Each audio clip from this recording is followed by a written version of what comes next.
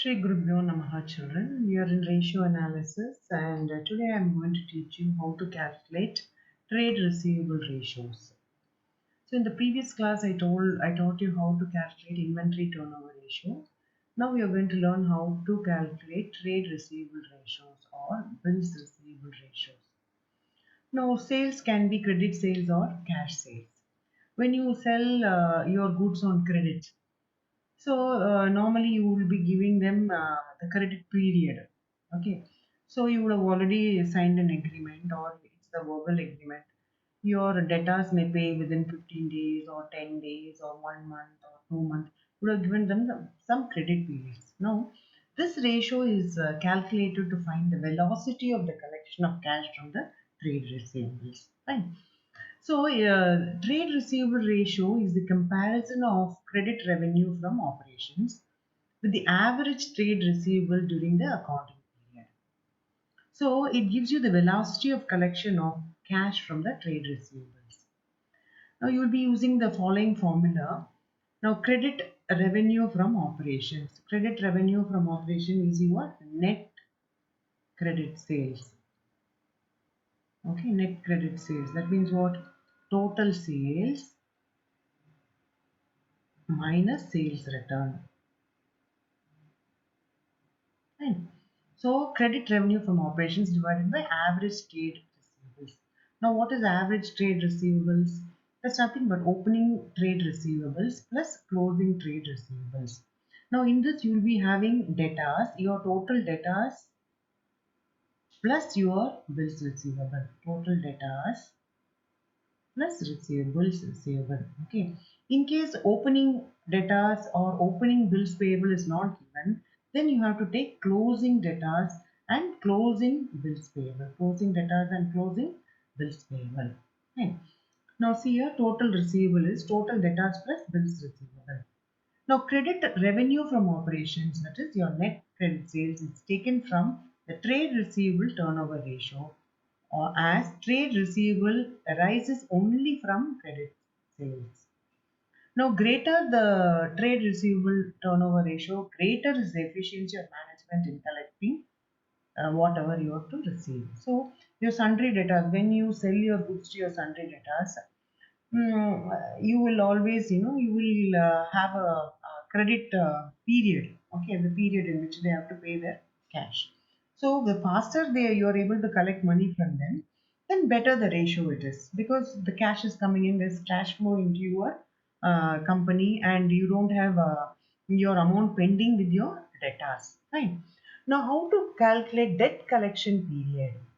So debt collection period, either it can be calculated in days or it can be calculated in months. When you're going to calculate in days, the number of days in a year, that is 12, right? Number of days in a year, that is 365 days. The number of months in a year, that is 12. Right? So total receivable divided by total receivable, whatever ratio you get here, you have to divide it, and then you will be getting number of days within which you are able to collect your debt. Now, number of months within which you are able to collect the money to whom you have sold your goods. So, total debt collection period is the average time taken to collect the amount due from the trade receivables. So, lesser the debt collection period, greater is the efficiency of the management in collecting the cash from the trade receivable. Fine. Now, let us get into the problem. Now, I'll be teaching you illustration 8. The credit revenue from operations of Harini Limited amounted to 9 lakh 60,000. Its debtors and receivable at the end of the accounting period is 1 lakh and 60,000 respectively. Calculate the trade receivable turnover ratio. Okay. Now let us calculate. So see here, you have 9 lakh 60,000. This is your revenue from operation. Credit revenue from operation, that is credit sales. Fine, that is your credit sales. And its debtors and your bills receivable. They have given you the closing, okay, they've given you closing debtors and they've given you closing bills receivable. So there's no need for you to calculate the average. Now let us write the formula. How do you calculate the receivables? Your total receivable turnover ratio. Total receivable Okay, receivable turnover ratio. Total receivable turnover ratio is how much? Credit revenue from operations divided by average trade receivables divided by average trade receivables. Okay, okay, trade receivables. Now here they've given you credit revenue from operations how much? Rupees 9,60,000. Fine. And they've given you there's no average, so you have to take both closing stock and of your debtors as well as your creditors, isn't it? So let us write what is your thing here. 1 lakh. See, this is your 1 lakh plus 60,000. So that is 9,60,000 divided by 1,60,000.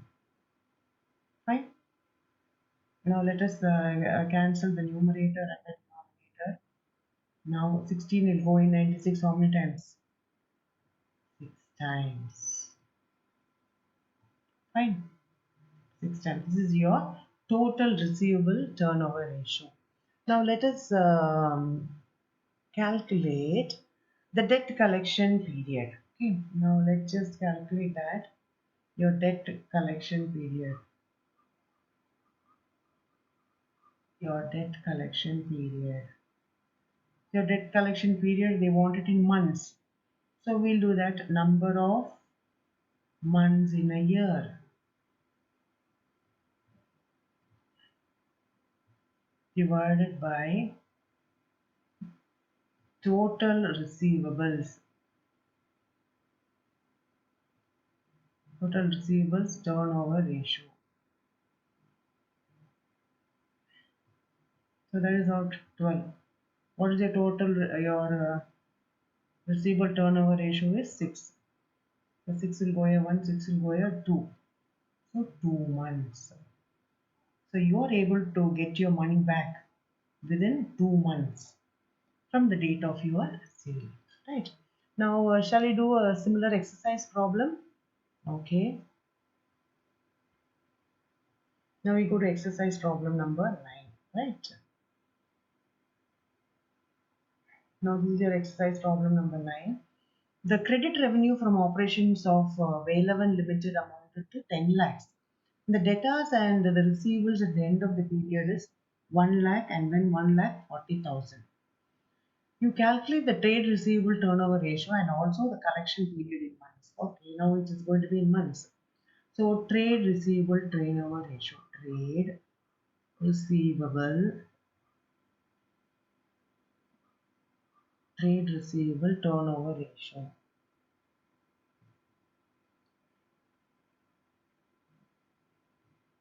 So that is equal to how much?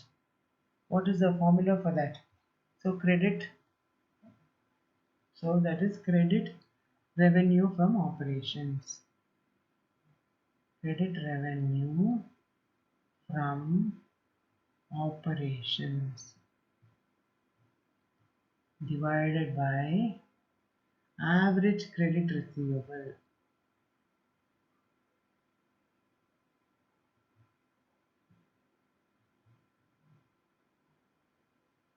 So what is your total credit revenue from operation? Your credit sales.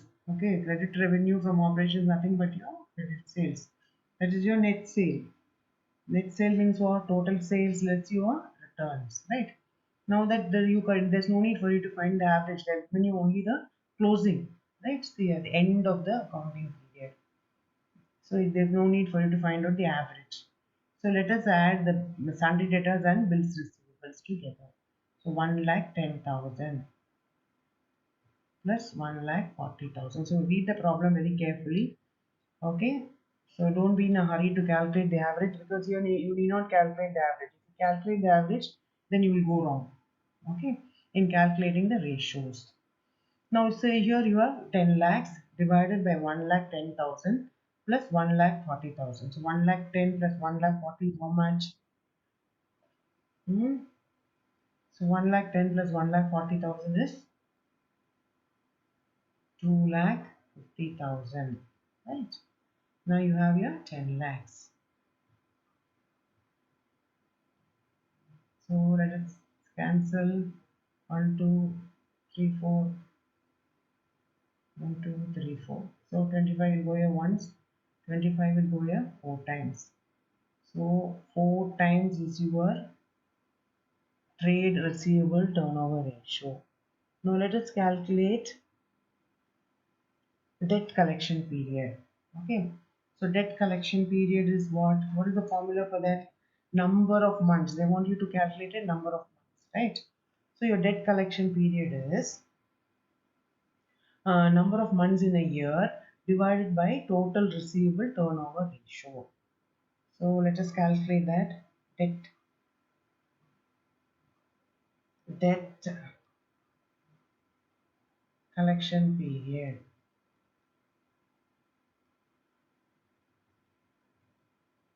is equal to what? Number of months in a year divided by total receivable turnover ratio. So now that you have number of months, how many months? 12 divided by 4, because this is your total turnover ratio. So that comes to how much? 3 months.